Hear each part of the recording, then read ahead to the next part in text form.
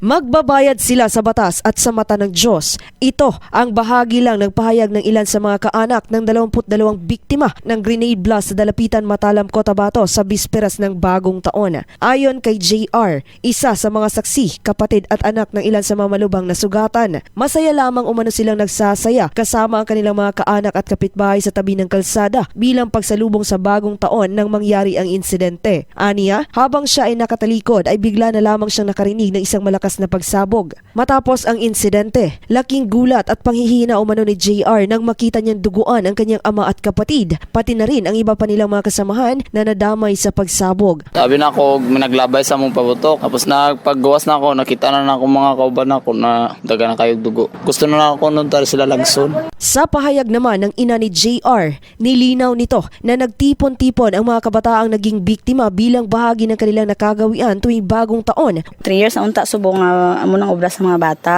Nang kuan lang god, pangalipay lang god. Magrangrang sila sa motor nila, pagkahuman mauli man na sila. Nagbahagi rin ng salaysay ang ina ng isang 12 anyos na biktima na nagpahayag ng matinding lungkot sa sinapit ng kanyang anak dulot ng pagsabog. Dagdag pa niya na sa tiyan ng kanyang anak unang tumama ang granadang hinagis at nang mahulog ito sa kalsada saka pa ito sumabog.